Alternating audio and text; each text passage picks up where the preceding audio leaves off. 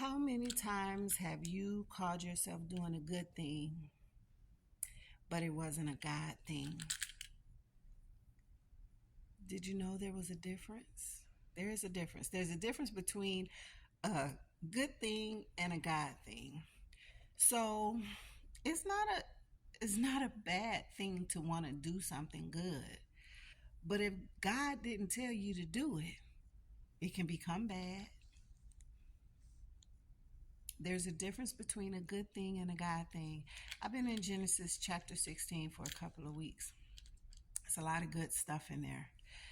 And the one thing that's on my mind today is how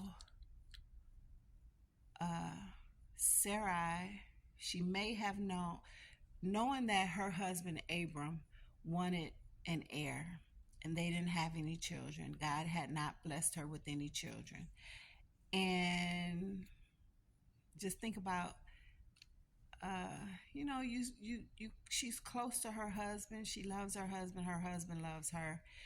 And she knows that he's not fully satisfied. He may not feel fully complete because he doesn't have an heir. Even though God promised that he would have offspring as many as the stars in the sky. It's been 10 years since God appeared to Abram, and he still doesn't have any. And whether Abram told Sarai or not what his conversation with God was, what God promised him, the covenant God made with him, whether she knew about that or not, I'm sure she knew her husband wanted a son. And she was unable. God had not given her any. So she figures she can do a good thing and give him her Egyptian slave Hagar to start a family. They can start a family using the slave. That's an awesome idea. It's a good idea. So she tells her husband, he agrees, and then turn around, the Egyptian slave gets pregnant and begins to look at Sarai with contempt. She was contemptible to her. And that just started this whole big old thing.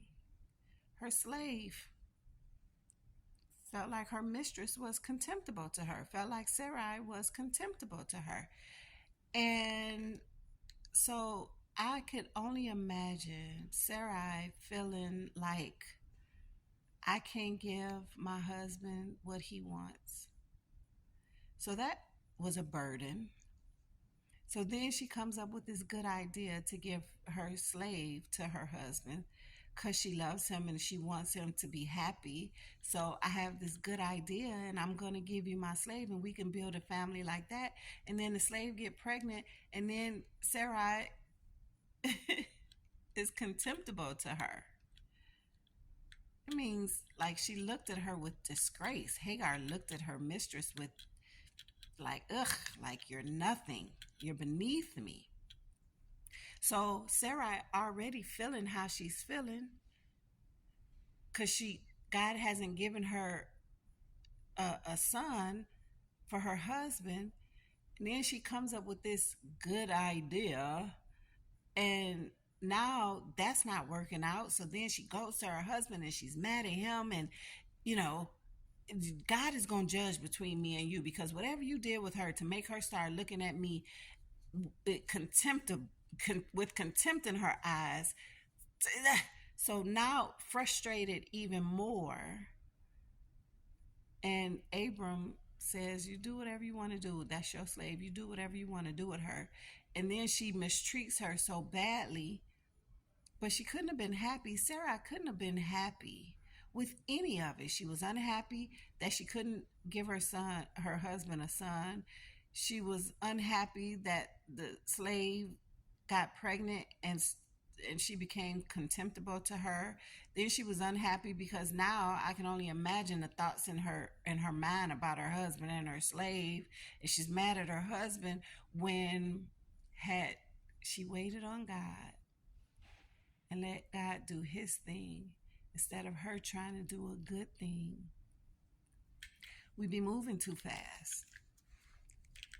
We don't realize this is what we're doing, but we really think we're better than God, or we're helping him out when he never needs our help. He never needs. The creator of you needs you to help him. That doesn't make sense, right? God doesn't need our help. I don't care how good of an idea you think it is. We have to trust him. We have to wait on him to come through with whatever it is that he needs to come through with. If God is telling you something, but he hasn't made it clear, don't move. If you're not sure that God is telling you something, you kind of think it was God telling you something, but you're not clear, don't move.